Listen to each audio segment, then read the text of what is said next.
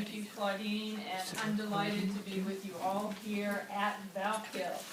I know you had an incredible bus ride here with the wonderful expert voice of Maureen Beasley, who I hope you've all, were all of you on the bus, or did some of you come separately from the bus? Some of them came separately, so you'll have Maureen at the back of there, so you have to meet her, because she knows far more than I do.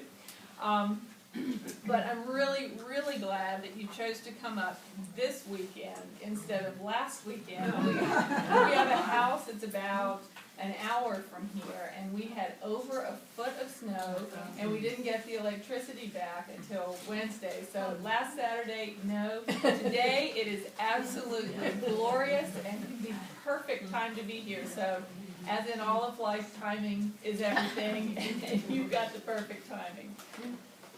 So Claudine is right. Almost exactly a year ago, I first spoke on behalf of Save America's Treasures Val Project in New York City, and it's great to see Sarah again.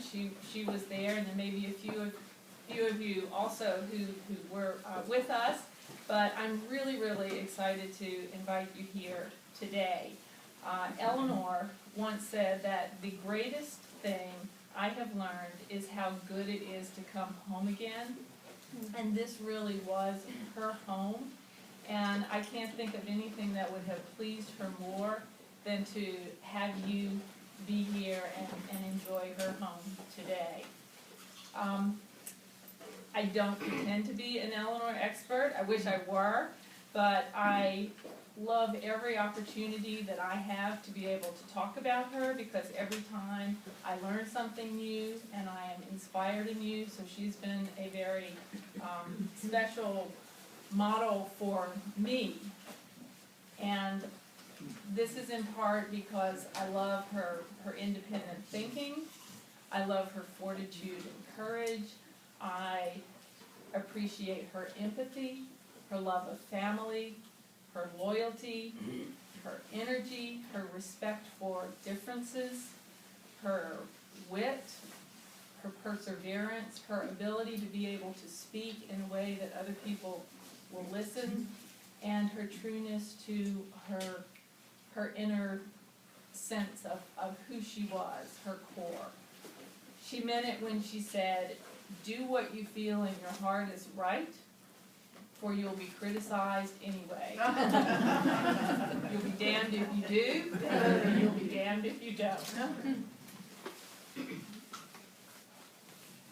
So in my mind, she belongs. There's this story. I'm not going to tell the story that I really want to tell, but I'm not going to. Do it. Just do it. Well, there's this story that was, to me, the sort of an example of her wit, but it is attributed to her, and I guess there's a little bit of debate, so I use this as the forum to try to elicit whether it's true or not. But when she was asked how she felt about a new rose that had been named for her, she supposedly said, "I was very flattered, but not pleased with the description in the catalog." Ready? "No good in bed, but fine up against a wall."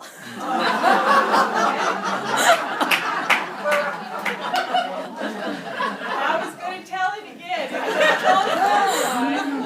I wanted to see if Maureen would weigh in on this. So do you have an opinion? I don't know. Okay. So Blanche Wiesen-Cook, who's a fabulous biographer, who was at the last talk, and also Ruth Gruber, who in fact was a friend of Eleanor's, were there. And Blanche said it was true, and Ruth didn't object, so I take that as an affirmative. And then I told it again at another Eleanor Roosevelt Legacy event, but Alita Black was there, and she said it wasn't true. So I'm waiting, but I'm going right now, the majority is that she said it. And to me, it rings true to Eleanor. So, because I think she belongs in that wisely clever pantheon of, say, a Mark Twain, or maybe an Oscar Wilde, or even Confucius. But I think that she was better than those guys because she did more than just talk. She actually blazed new paths. And I think some of those have not even been fully appreciated. And if you think I'm kidding, when you go on this tour, you're going to be standing before the desk where she wrote some of her thousands of My Day columns, and maybe it will occur to you, like it dawned on me, that long before there were personal computers, Eleanor led the way as one of our first bloggers. So think about it. She wrote and published her personal reflections, at least 500 words, almost every day for 26 years. Oh my God. She asked her readers to write her about what they thought and share their views. And then that resulted in regular bags of mail coming, which she and her assistants responded to. So that's snail mail blogging to me. And in fact, one of the themes that has emerged from all of my reading about Eleanor was her ability to live vividly in the moment and yet also be ahead of her time.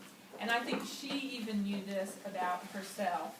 There was a time when the Daughters of the American Revolution would not let Marian Anderson perform in a venue that was controlled by the DAR. And Eleanor, who had been a member, resigned. And what she wrote in her My Day column about that was that perhaps she was a little too far ahead of the thinking for the majority of that time. And then she said, I have often found that the thing in which I was interested was done years later. And that kind of got me wondering, if Eleanor were here today, would she be pleased with the progress that we've made? Would she still hold out hope for the world that her 22 grandchildren and 13 great-grandchildren inhabit? What would she advise? What would her opinions be? And in fact, I think she probably would be quite amazed at how applicable her words are to where we are, because I think that her time was more similar to ours than any of us would like to acknowledge. Her America wrestled with 2 world wars, unemployment, the Great Depression, civil rights and women's rights, education reform, a nascent conservation movement, and dysfunctional politics. Today, we are struggling with terrorism and 1.5 or 2 wars, depending on how you define that, unemployment, the Great Recession, gay, and still some women's rights, immigration rights, education reform, climate change, and dysfunctional politics. So whatever the details, and however discouraging it might be, however, I think that we all know that she would retain hope, because she was the one who said the future belongs to those who believe in the beauty of their dreams. But she would place responsibility squarely on our shoulders. She would expect us, as our country did in her time, to find a way to rise above the partisan silos that had prevented us from getting to yes on all these issues that we need to confront. I think she would have agreed with Steve Jobs when he apparently told Rupert Murdoch, the axis today is not liberal and conservative. The axis is constructive, destructive. And you've cast your lot with the destructive people. Fox has become an incredibly destructive force in our society. You can be better, and this is going to be your legacy if you're not careful. Now, I think her word would have been progressive, but like Steve Jobs, she was a problem solver. And I think she would have been willing to work with almost anyone who was willing to contribute. Today, I think she might be distressed that we have not learned from the past that she lived through and be more concerned about the decimation of our middle class. That was, and I believe is, or should be, the backbone of our country, and it was perhaps the most important and remarkable creation of the New Deal era. She would be saddened at the entitlement, greed, and complete lack of responsibility that our present-day masters of the universe have shown. Even though she was from a privileged socioeconomic class, she would have understood the sources of anger and feel the disenfranchisement engendering the Occupy Wall Street movement, and yes, the Tea Party, although she certainly would not have agreed with much of the Tea Party agenda.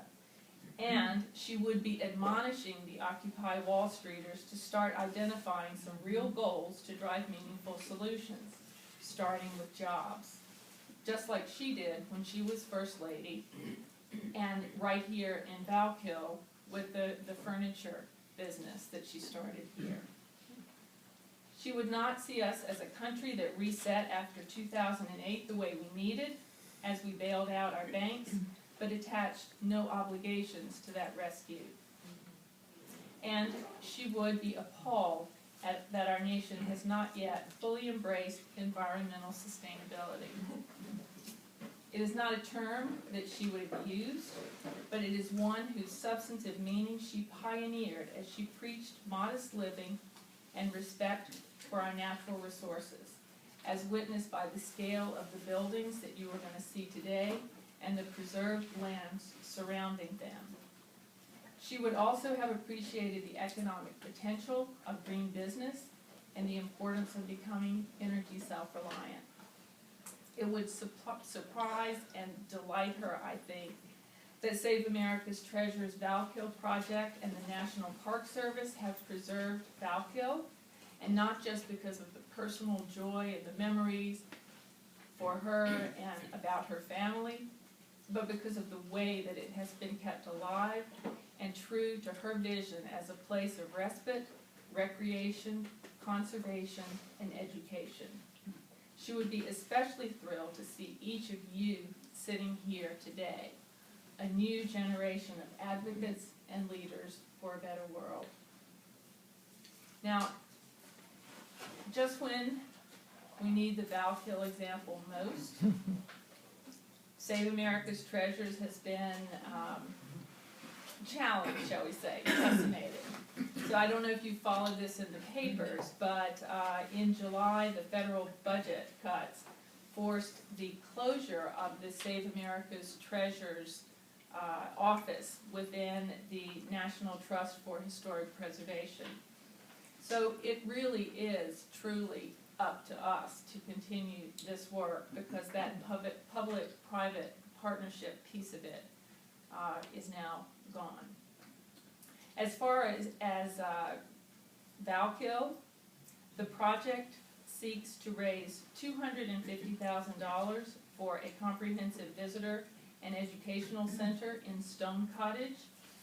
That's the building next to Valkill Cottage, and you're going to hear, I think, more about this later, but there are some excellent naming opportunities that are there for some women. Maybe there's some very brave men in the back I see there to honor your parents, your spouse, your children in a meaningful way, and I'm sure that Claudine would be delighted to talk to you about that. But most of all, we need you to keep alive the story and the soul of one of the most remarkable people ever to grace this planet. You should bring your friends to Valkill. You should be inspired in your own lives by Eleanor to act, to lead, to be a constructive change agent, and really make Valkill your own inspirational home. So I am grateful to you for taking this Saturday and journeying to be a part of this and visit. And I hope you have a wonderful time on your tour. Thank you so much.